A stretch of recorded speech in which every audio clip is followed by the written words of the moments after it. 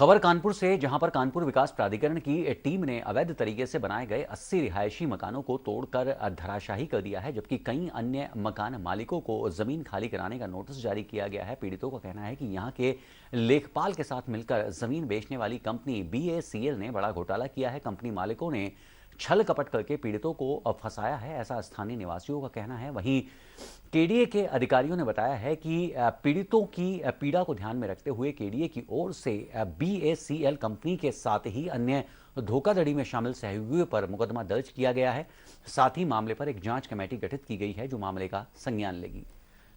बड़े घर ये बिखरे आशियाने कहीं ना कहीं चीख चीख कर कुछ कहने के लिए मजबूर हैं। जी हाँ, सहारा समय पर आज एक खास खबर के साथ हम आपके बीच में मौजूद हैं। यहाँ पर बात करी जाए तो ये चारों ओर बिखरे हुए मकान हैं। अब हम अपने कैमरा पर्सन से कहेंगे कि ये वो लोग खड़े हुए हैं यहाँ पर जो कि इन आशियानों के मालिक थे, इन घरों के मालिक थे, और आज पैसा पैसा पाई पाई जोड़ जोड़ कर इन आशियानों को खड़ा किया। लगभग 2017 यानी कि आज से लगभग 5 साल पूर्व इस घर को बनाने की शुरुआत करी गई थी, और आज ये देख सकते हैं कि किस तरह से मलबे में तब्दील हो गए। वजह अब आपको बताते हैं। जी हां, इस पूरे प्रकरण में लापरवाही जो अब तक सामने निकल कर आई है, वो इन इलाकाई लोगों का कहना है कि इन्होंने आज से लगभग 5 वर्ष पूर्व BACL कंपनी से इन जमीनों का क्रय किया था, और जो कंपनी है उन्होंने किसान के की ये जो जमीनें थी उनसे लिया था, और BACL ने इन जितने भी लोग यहाँ के रहने वाले हैं इनको यहाँ पर रजिस्ट्री करी, और उसके बाद इनसे जो सुविधा शुल्क होता है बाकायदे लेकर रजिस्ट्री इनको सौंप दी गई, और इन्होंने अपने आशियानों को बनाना शुरू कर दिया। इनको एक समय सीमा दी गई है, इनको 5 और 6 मई की समय सीमा दी गई है कि अपने अपने घरों को आपको खाली करना है, वरना ये मकान जो है आपको गिरा दिए जाएंगे। साथ ही साथ आप देख सकते हैं कि एक शिक्षा का मंदिर यहाँ पर खड़ा है, जहाँ पर जितने भी यहाँ के इलाकाई लोग हैं, आसपास के काफी लोग यहाँ पर आते हैं, सैकड़ों की संख्या में यहाँ पर शिक्षा दीक्षा लेते हैं।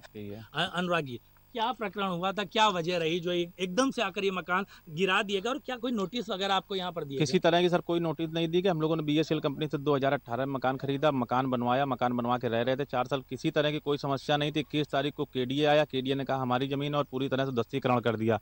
ये जो सर 50 गज 100 गज के प्लाट हैं, इन 50 गज 100 गज प्लाट में गरीब जनता रह रही है। जो कोई रिक्शा चला रहा है, कोई आदमी जो है चाट के ठेले लगा रहा है, कोई आदमी 400 रुपए दिहाड़ी में काम कर रहा है। इस तरह के मजदूर आदमी, बहुत सारे लोगों ने प्रधानमंत्री आवास योजना ले रखी, कोई साहूकारों से ब्याज ले सकता है। ये मेरे बगल में खड़े हुए हैं, ये जो पंडिताई का काम करते हैं, इनको 100 रुपए 200 रुपए कथा करने में, और शादी बरातें कराते हैं 1500 रुपए। इस तरह से इन्होंने पैसा इनको मिला, इनका भी मकान गिरा दिया गया। ये तो सड़क पे आ गए। इस तरह के जाने कितनी गरीब जनता है जो इस तरह से परेशान हुई। तो क्या मांग करते हैं कि ये जो चीजें आप लोगों के साथ ये गलत हो रही है, किसको ये दोषी मानते हैं आप लोग, और क्या मांग करते हैं सरकार से? हम दोषी सारी पूरी लेखपाल और जो तहसीलदार है वही उन्हीं की दोषी मानते हैं, क्योंकि हम लोगों ने BACL कंपनी से प्लाट खरीदे थे।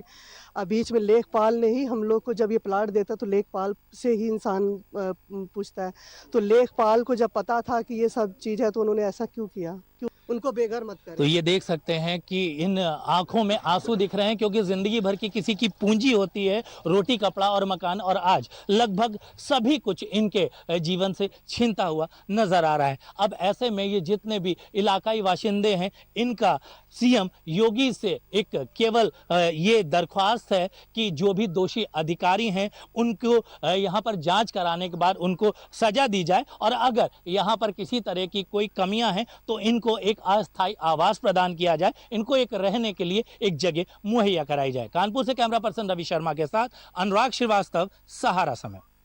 वहीं केडीए के अधिकारियों ने बताया है कि पीड़ितों की पीड़ा को ध्यान में रखते हुए केडीए की ओर से BACL कंपनी के साथ ही अन्य धोखाधड़ी में शामिल सहयोगियों पर मुकदमा दर्ज किया गया है। साथ ही एक जांच कमेटी बनाई गई है जो मामले का संज्ञान लेगी।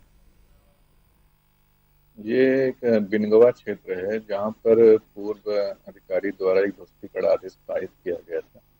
उसमें पूर्व में भी कुछ तिथियां लगाई गई थी, लेकिन उस समय पुलिस फोर्स या मजिस्ट्रेट या इस तरह का जो इलेक्शन था उस समय न मिल पाने के कारण उसका अनुपालन नहीं कराया जा सका था। तो उसी का एक अभियान चलाया गया था कि जो वहाँ सीलिंग लैंड पर या जो ध्वस्तीकरण आदेश हुआ है उसका स्थल पर उसका अनुपालन कराने के लिए टीम वहाँ पे गई हुई थी और उसको वहाँ पर अतिक्रमण जो इस तरह के पाए गए थे उसको हटाने की कार्रवाई उस समय की गई थी। इसमें जो प्रथम दृष्टया नाम आया है कि बीएसएल कंपनी वहाँ पे रजिस्ट्री कर रही थी और प्रथम दृष्टया ये पाया गया कि वो अपनी जमीनों पे कब्जा ना देके दूसरी की जमीन जो सीलिंग लैंड थी उस पे लोगों को कब्जा दे रही थी। इस दृष्टि से जो प्रथम परीक्षण और में आया गया था तो जो हमारे अधीनस्थ अधिकारी कर्मचारी थे उनके द्वारा जो है इसमें वैधानिक कार्यवाहियां की गई।